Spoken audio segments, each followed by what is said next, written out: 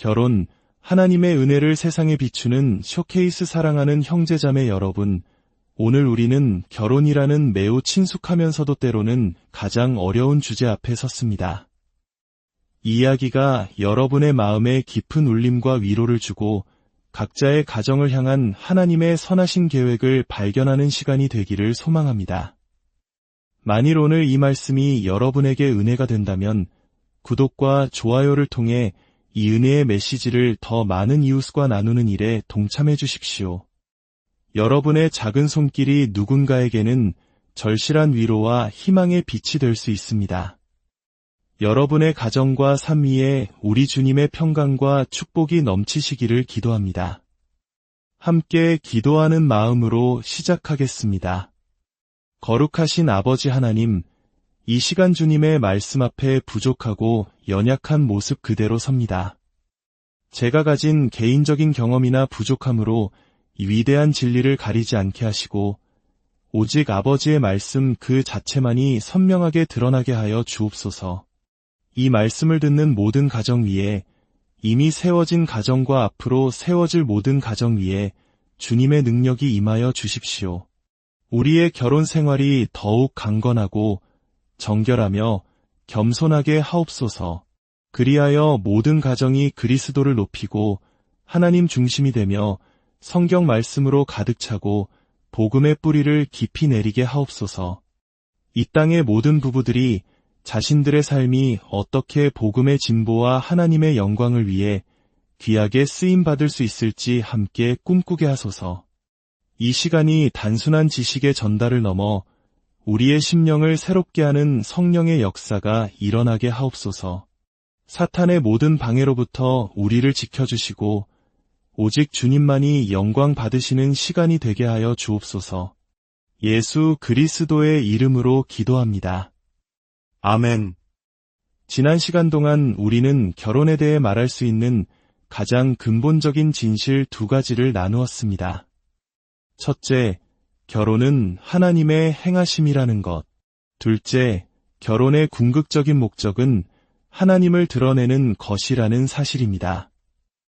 이 두 가지 핵심은 창세기에서 모세가 기록했고 신약에 와서 예수님과 사도 바울을 통해 더욱 명확해졌습니다. 예수님께서는 그 누구보다 분명하게 결혼이 하나님의 창조 사역임을 강조하셨습니다. 마가복음 10장에서 예수님은 창조의 시작을 언급하시며 말씀하셨습니다.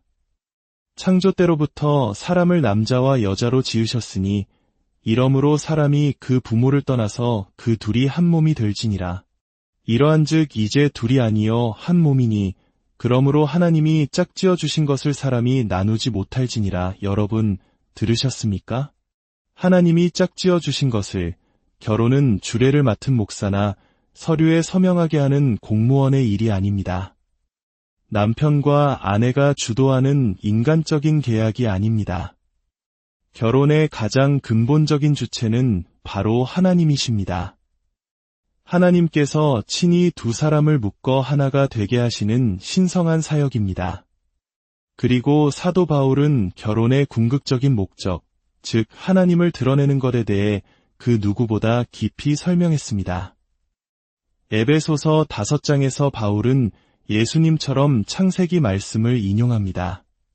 그러므로 사람이 부모를 떠나 그의 아내와 합하여 그 둘이 한 육체가 될지니, 그리고 나서 바울은 이 구절에 숨겨진 엄청난 비밀을 제시합니다. 이 비밀이 크도다. 나는 그리스도와 교회에 대하여 말하노라. 이것이 무슨 의미일까요? 한 남자가 부모를 떠나 한 여자와 연합하여 새로운 언약 관계를 맺고 한 몸이라는 새로운 실체를 이루는 이 결혼의 과정 전체가 바로 그리스도께서 교회를 위해 자신을 내어주시고 언약을 맺으시며 그 언약을 신실하게 지켜나가시는 위대한 사랑의 그림이라는 것입니다. 결혼은 단순히 두 사람의 행복을 위한 제도가 아닙니다. 그것은 세상의 그 어떤 것으로도 설명할 수 없는 그리스도와 교회의 신비로운 연합을 보여주는 하나님의 쇼케이스입니다. 우리는 이 사실을 몇 번이고 반복해서 말해야 합니다. 왜냐하면 이 진리야말로 결혼 생활을 지탱하는 가장 강력한 기둥이기 때문입니다. 세 가지 이유가 있습니다. 첫째, 이 진리는 결혼을 세상의 가벼운 시트콤이나 저속한 농담거리로 전락시키는 세속적인 관점으로부터 건져내어 하나님께서 의도하신 장엄하고 거룩한 의미를 부여합니다. 이 시대의 문화는 결혼의 가치를 너무나도 훼손시켜서 많은 사람들이 결혼의 신성함을 상상조차 하기 어렵게 만듭니다.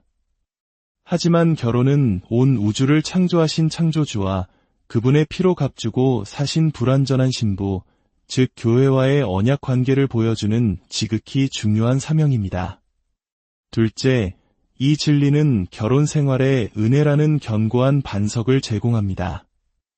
그리스도께서 자신의 신부인 교회를 얻으시고 그 관계를 유지하시는 방식이 오직 은혜에 근거하기 때문입니다.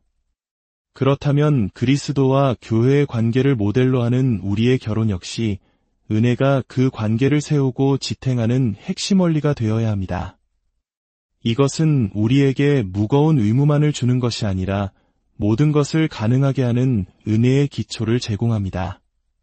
결혼은 은혜로 시작되고 은혜로 유지되며 은혜로 완성됩니다.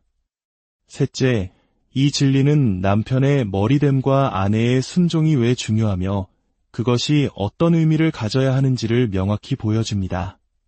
그리스도께서 교회의 머리가 되시고 교회는 그분께 순종합니다. 그렇기에 이 질서는 결혼의 본질적인 구조 안에 짜여 있습니다. 그러나 여기서 말하는 머리됨과 순종은 세상적인 권력 관계와는 완전히 다릅니다. 그것은 십자가에 못 박힌 머리됨과 순종입니다. 그리스도께서는 자신의 신부를 노예처럼 부리며 군림하신 것이 아니라 그녀를 위해 자신의 목숨을 버리심으로써 그 머리 되심을 실천하셨습니다. 따라서 남편의 리더십은 희생적인 사랑으로, 아내의 순종은 그 사랑에 대한 존중과 신뢰로 나타나야 합니다. 오늘 우리는 이 세 가지 이유 중 특히 두 번째 이유, 즉 은혜에 대해 더 깊이 나누고자 합니다. 결혼은 언약을 지키시는 하나님의 은혜를 세상에 보여주는 가장 아름다운 무대입니다. 그리스도께서 교회와 맺으신 새 언약이 오직 은혜로 시작되고 유지되었듯이 우리의 결혼도 은혜로 살아갈 때 비로소 그 아름다움을 드러낼 수 있습니다. 우리는 먼저 각자 하나님으로부터 오는 수직적인 은혜를 경험해야 합니다. 그리고 그 은혜를 우리 옆에 있는 배우자에게 수평적으로 흘려보내야 합니다. 쉽게 말해 우리는 매 순간 하나님의 용서와 그분의 의롭다 하심, 그리고 장래에 부어주실 은혜에 대한 약속을 기쁘게 의지하며 살아갑니다. 내 만족을 배우자에게서 찾으려 하지 않고 오직 그리스도께서 십자가의 보혈로 사신 은혜 안에서 내 영혼의 만족을 누리는 것입니다. 그리고 그 충만함 속에서 자연스럽게 배우자를 향해 그 은혜를 나누는 것입니다. 물론 이러한 삶은 결혼한 사람이든 독신이든 모든 그리스도인에게 주어진 사명입니다. 예수님께서는 너희 빛이 사람 앞에 비치게 하여 그들로 너희 착한 행실을 보고 하늘에 계신 너희 아버지께 영광을 돌리게 하라고 말씀하셨습니다. 하지만 결혼은 언약으로 맺어진 관계이며 이 세상 어떤 관계보다 친밀하고 평생 지속된다는 점에서 하나님의 언약적 은혜를 보여주는 독특하고 특별한 무대입니다. 이 특별한 관계 속에서 남편과 아내는 은혜를 적용하는 법을 배워야만 합니다. 이것이 선행되지 않으면 남편의 머리됨도 아내의 순종도 왜곡되고 파괴될 뿐입니다. 우리는 먼저 하나님 앞에서 한 개인으로서 그분의 피로 사신 은혜 위에 굳건히 서야 합니다. 나의 배우자가 나를 떠나도 심지어 이 세상에 없더라도 나에게는 영원한 구원자, 변치 않는 보물이신 예수 그리스도가 계시기에 온전히 설 수 있다는 믿음이 있어야 합니다. 이 수직적인 관계가 바로 서지 않으면 우리는 서로를 자신의 필요를 채우기 위한 도구로 사용하게 될 것입니다. 이 진리를 이해하기 위해 우리는 하나님의 진노라는 무거운 주제에서부터 시작해야 합니다. 골로새서 3장 6절은 말합니다. 이런 것들로 말미암아 하나님의 진노가 임하느니라. 어떤 분은 이렇게 생각할지 모릅니다. 가뜩이나 결혼 문제로 힘든데 왜 하필 하나님의 진노 같은 무서운 이야기를 들어야 합니까? 그것은 마치 2004년 12월 26일 아침 인도네시아 해안에서 조업하던 한 어부가 곧 자신을 덮칠 거대한 쓰나미는 상상도 못한 채 그저 그날 고기가 잘 잡히지 않는 것만 걱정하는 것과 같습니다. 눈앞의 작은 문제보다 훨씬 더 거대하고 본질적인 위험이 다가오고 있음을 알아야 합니다. 우리가 하나님의 진노의 무서움을 깨닫지 못하면 복음의 위대함을 결코 이해할 수 없습니다. 복음은 단순히 부부관계를 개선하는 기술이나 심리 상담이 아닙니다. 복음은 영원한 죽음과 하나님의 무한한 진노라는 거대한 쓰나미로부터 우리를 건져내는 유일한 구원의 소식입니다. 하나님의 진노가 얼마나 두려운 것인지를 깨달은 사람만이 그 진노로부터 나를 구원하신 십자가의 은혜가 얼마나 감격스러운 것인지를 알게 됩니다. 그리고 그 압도적인 은혜를 경험한 사람만이 배우자의 사소한 잘못에 대한 자신의 분노가 얼마나 작고 부질없는 것인지를 깨닫게 됩니다. 수많은 가정을 파괴하는 것은 불륜만이 아닙니다. 오랜 시간 쌓여온 실망과 분노, 원망이 더 많은 가정을 무너뜨립니다. 이에 대한 유일한 해결책은 바로 복음입니다. 골로새서 2장 13절과 14절은 그 위대한 복음이 어떻게 성취되었는지를 보여줍니다. 또 범죄와 육체의 무할례로 죽었던 너희를 하나님이 그와 함께 살리시고 우리의 모든 죄를 사하시고 우리를 거스르고 불리하게 하는 법조문으로 쓴 증서를 지워버리시고 제하여 버리사 십자가에 못 박으시니 놀라운 말씀입니다. 하나님께서는 우리의 모든 죄, 과거와 현재와 미래의 모든 죄가 기록된 죄의 빈문서를 가져다가 당신의 아들 예수 그리스도의 손에 쥐어주시고 그 손과 함께 십자가에 못 박아 버리셨습니다.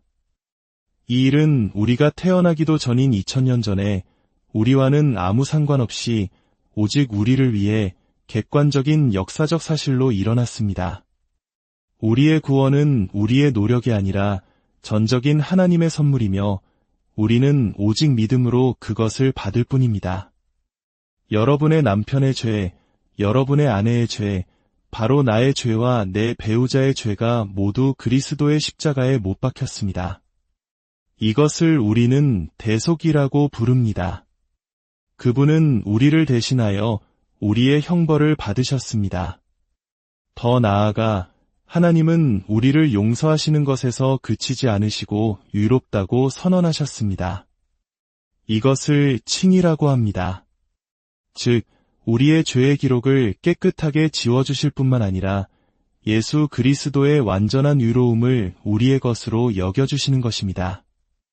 이제 이 놀라운 수직적 은혜를 경험한 남편과 아내는 어떻게 살아야 할까요? 골로새서 3장 12절과 13절이 그 답을 줍니다. 그러므로 너희는 하나님이 택하사 거룩하고 사랑받는 자처럼 긍휼과 자비와 겸손과 온유와 오래 참음을 옷 입고 누가 누구에게 불만이 있거든 서로 용납하여 피차 용서하되 주께서 너희를 용서하신 것과 같이 너희도 그리하고 주께서 너희를 용서하신 것과 같이 너희도 그리하라. 이것이 바로 수직적 은혜를 수평적으로 흘려보내는 삶의 핵심입니다. 지금 이 순간에도 주님은 우리의 불완전함과 연약함을 참고 기다려주고 계십니다. 우리가 받아야 할 마땅한 대우가 아닌 상상할 수 없는 사랑과 인내로 우리를 대하고 계십니다. 그리스도께서 우리를 향해 보여주시는 무한한 인내와 용서에 비하면 우리가 배우자에게 느끼는 불만과 서운함은 얼마나 작은 것이겠습니까? 만약 당신의 배우자가 그리스도인이라면 이 진리는 더욱 놀랍게 적용됩니다. 하나님께서 십자가에서 못 박으신 것은 나의 죄뿐만이 아니라 내 배우자의 죄이기도 합니다. 하나님께서 그리스도 안에서 나를 완전하다고 선언하셨듯이 내 배우자 역시 완전하다고 선언하셨습니다. 그렇기에 우리는 믿음의 눈으로 불완전한 배우자를 향해 선포할 수 있습니다. 당신은 그리스도 안에서 흠없는 자입니다. 이것은 인간의 힘으로는 불가능한 기적입니다. 오직 복음의 능력만이 이 일을 가능하게 합니다. 제가 왜 이렇게 용서와 인내를 강조하는지 3가지 이유를 말씀드리며 마치고자 합니다.